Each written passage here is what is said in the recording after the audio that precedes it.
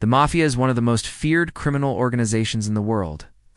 It has been romanticized in films and TV shows, but the reality is that the Mafia is a ruthless and violent group that will stop at nothing to protect its interests.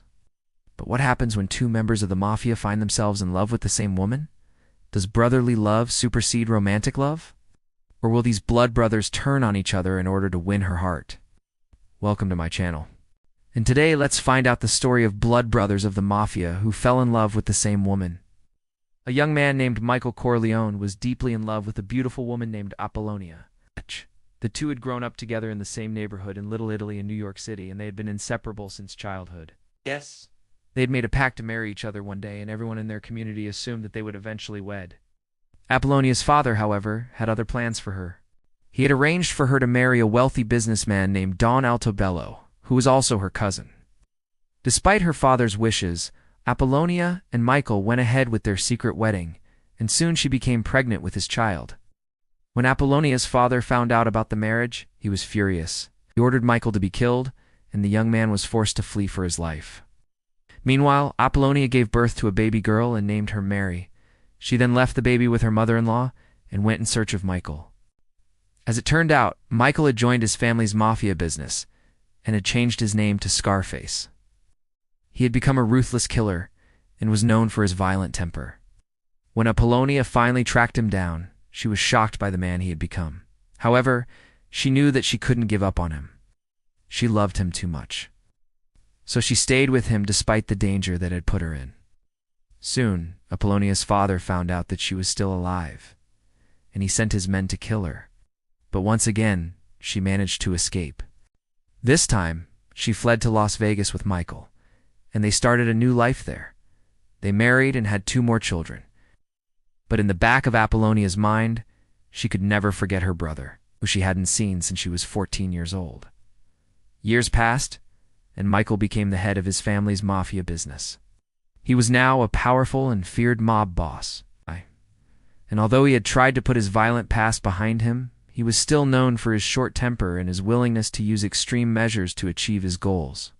One day, Michael received a visit from a young man named Johnny Fontaine. Johnny was a singer who was desperate for Michael's help. He had been arrested for trying to fix a fight, and he needed someone to bail him out. Michael agreed to help him, but only because Johnny was the godson of his old friend Sam Giancana. Little did Michael know that this small act of kindness would soon come back to haunt him. As it turned out, Johnny's arrest had been part of a setup orchestrated by a rival mafia family. They had hoped to use Johnny as leverage against Michael, but the young mob boss saw through their plan and was able to protect his friend. However, this conflict soon escalated into a full-blown war between the two families. Michael found himself in grave danger, and he knew that he had to do whatever it took to win the war. He assembled his top men and began to plot his revenge. Among them were his own brother Fredo and his best friend Tom Hagen. Together, they hatched a plan to eliminate the rival family's capo, Bruno Tattaglia. The plan was risky, but it was also brilliant. And in the end, it worked perfectly. Bruno was eliminated, and the war between the two families came to an end. But in the aftermath of the war, Michael found himself more powerful than ever before. He had proven himself to be a ruthless and efficient killer, and he was now feared by not just the rival family, but by every mafia family in the country. However, all of this power came at a price.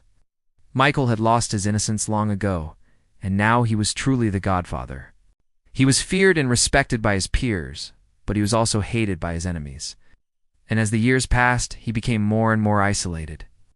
One day, Michael decided to take a break from his hectic life and visit his sister's house. He hadn't seen her in a while, and he wanted to catch up with her. But when he arrived at her house, he was shocked by what he saw. His sister was lying dead on the floor, and her husband was nowhere to be found. To make matters worse, it soon became clear that she had been killed by someone close to Michael. The police suspected that it was one of his men, but Michael knew that this was not true. He had never been close to his sister, but he loved her nonetheless. He was determined to find out who was responsible for her death. The investigation led Michael to a dangerous new player in the mafia world, a mysterious figure known only as Virgil Sollazzo. Michael was suspicious of Sollazzo from the start. He was a slick and charming man, but there was something about him that just didn't sit right with Michael. As Michael dug deeper into Sollazzo's past, he began to uncover a dark and violent history. He learned that Salazzo was responsible for the deaths of several rival mobsters, and that he was also involved in a lucrative drug smuggling ring. Michael was horrified by what he learned about Salazzo, and he knew that he had to get rid of him.